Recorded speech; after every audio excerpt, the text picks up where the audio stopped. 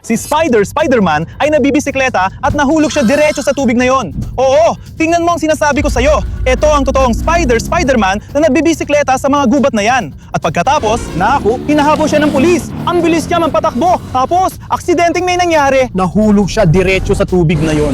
Grabe ito. Kailangan nating tulungan si Spider-Man na yon. Kaya gagamitin natin ang magnet na ito para subukang iligtas si Spider-Man. Nasa ilalim siya ng tubig at susubukan natin siyang mahuli. Sige, tingnan natin. Wow mga pare, hindi ko alam kung totoo ba ito o peke. Ano sa tingin nyo? May nakuha ako nakakatakot. Baka ito na ang motor ni Spider-Man. Tawagin natin ang isang tao. Uy, dali! Ang pickup truck ko! Oo, kaya ang motor ni Spider-Man ay nakakatakot talaga. Kaya gagamitin natin ang pickup truck ko para iligtas ito, para tulungan si Spider-Man. Kaya tara na, gawin na natin ito. Kailangan nating iligtas si Spider-Man ngayon. Oo, sige. May nakikita akong lumalabas sa tubig. Grabe mga pare, video ito ng totoong motor ni Spider-Man. Ang lupit, lumalabas na siya. Tara na, kailangan nating iligtas si Spider-Man.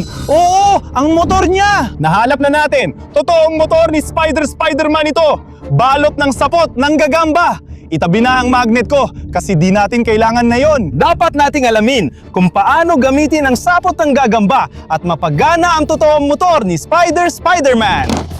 Kumuha tayo ng gamit at tingnan ang magagawa natin. Kailangan ko ng matalim na bagay tulad ng gunting para putulin ang sapot. Kailangan nating tanggalin ito pero napakatibay talaga at halos imposibleng maputol. Sa tingin ko, si Spider-Man lang ang nakakaalam kung paano ito patakbuhin at paandarin. Si Spider-Man lang din ang nakakaalam kung paano putulin ang sapot ng gagamba na ito. Sandali, Spider-Man? Kung nakita niya ang bisikletang ito, ibig sabihin, nasa ilalim pa ng tubig si Spider-Man. Tara, kailangan nating iligtas siya. Naipit ang magnet ko! Ano? Anong problema sa magnet ko? Grabe, ano yun guys? Yan ay kasuotan Spider-Man. Hindi ka pa paniwala. Pero ano yung bagay na yan? Saan naipit ang magnet ko? Grabe, alam ko na, baka sa Goblin yon. Si Spider-Man ang pinakamatinding kalaban niya. At ibig sabihin niyan, hinahanap ni Goblin si Spider-Man. Mag-isip tayo kung paano natin magagamit yung bagay na yan dahil ito, sobrang talas.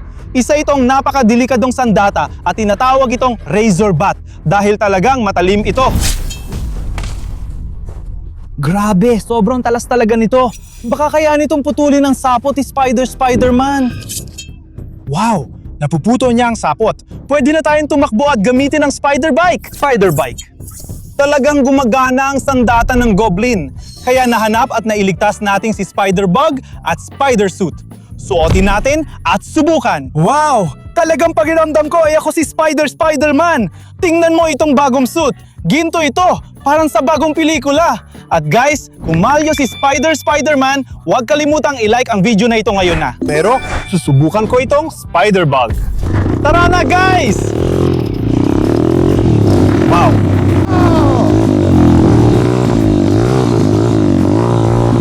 Wow! Grabe mga pare, ang was nito!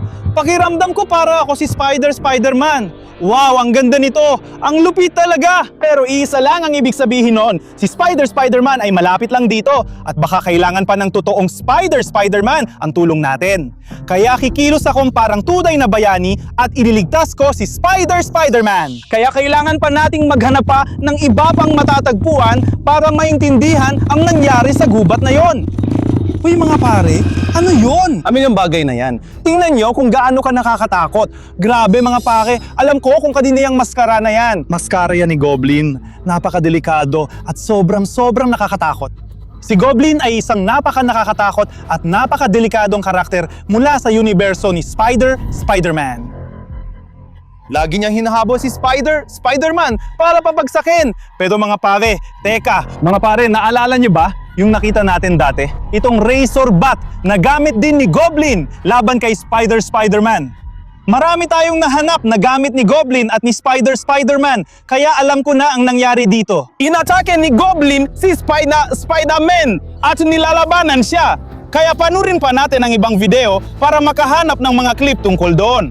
Hinahabol din ng pulis si Spider-Man pero hindi ko alam kung bakit. Nahulog siya sa tubig kung saan natin nahanap ang bisikleta niya. Tapos, o baka bago pa yon. Ayan si Green Goblin.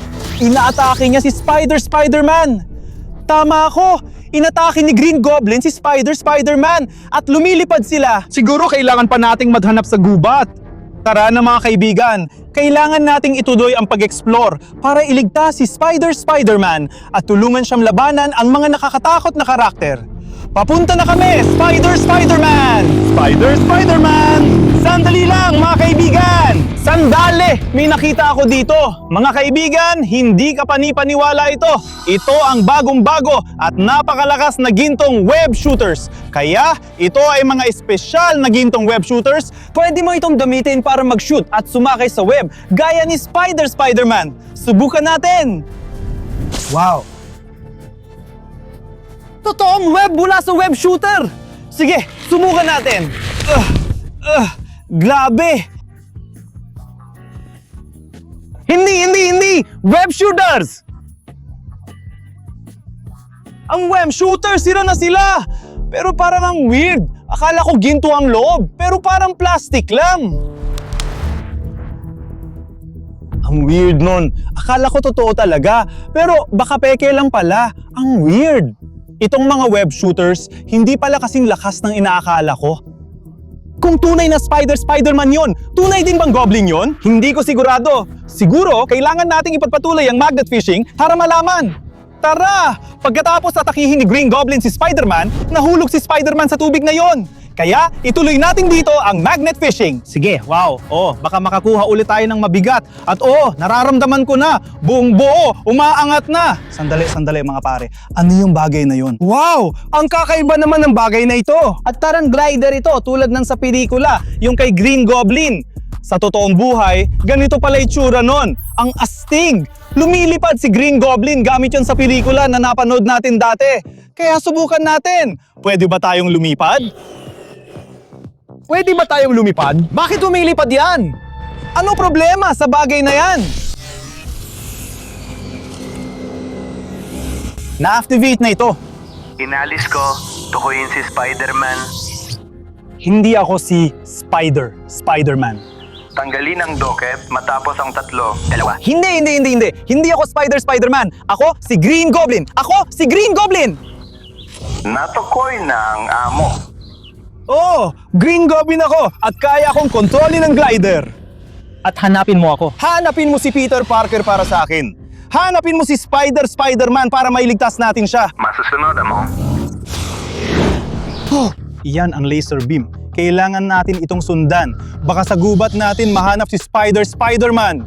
Tara, kasi itinuturo ng laser beam ang lokasyon ni Peter Parker na siya ring Spider-Man. Kailangan nating sundan ng laser at baka mahanap natin siya at mailigtas natin siya.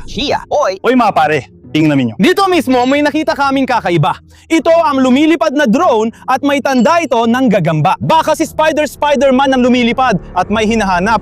Ilunsad natin ng drone para makita ang nasa gubat. Sige, paliparin na natin. Wow! Anastig nun mga pare. Sige, tingnan natin kung ano makikita natin doon sa gubat na yon. Sandali, sino yon? Ang laki at ang lakas niya. Si Hulk yon, ang makapangyarihang Hulk. Nandito siya kanina. At daya ng alam nyo, si Spider-Man at si Hulk magkaugnay sila. Kaya mga pare, kailangan nating hanapin at tanungin si Hulk kung nasaan si Spider-Man. Baka kailangan niya ng tulong. Kaya tara, hanapin natin ang totoong Spider-Man at Hulk. Sige, nakita natin si Hulk doon banda. Oy! Mga pare, ano yan sa lupa? Grabe, parang pantalon ni Hulk to, di ba? Grabe, tingnan nyo kung gaano kalaki kumpara sa akin. Sobrang laki talaga. Biro ko lang, kasi si Hulk sobrang laki at malakas. Grabe, ang lalaki ng pantalon na to kasi malalaki ang mga binti ni Hulk. Pero guys, ibig sabihin lang ito, nandito si Hulk kanina. Ibig sabihin, ang totoong gagamba, nasa paligid din si Spider-Man kanina. Kailangan nating ipampatuloy ang investigasyon sa mga gubat na yon.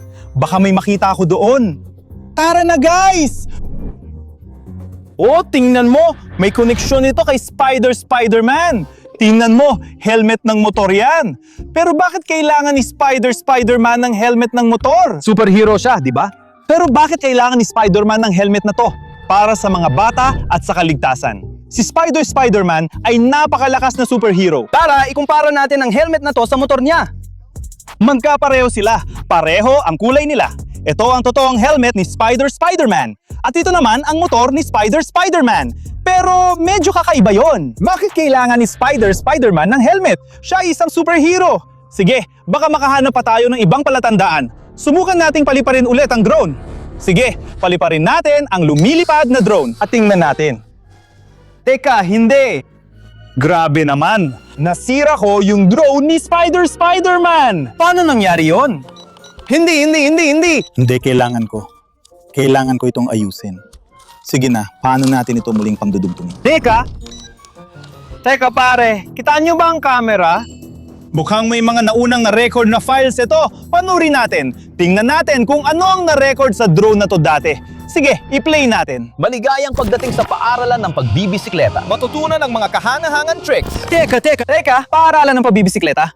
Maligayang pagdating sa paaralan ng pagbibisikleta? Magbisikleta na parang tunay na bayani. Matutong gumawa ng matitinding talon sa tubig na parang tunay na Spider-Man. Magpatala na ngayon. Ano? Pwede kang magbisikleta bilang isang bayani. Ano bang sinasabi nila? Mukhang patalastas ito. Wow! Lahat na likes din at video na yon, parang totoo, pero patalastas lang pala tungkol sa paaralan ng pagbibisikleta.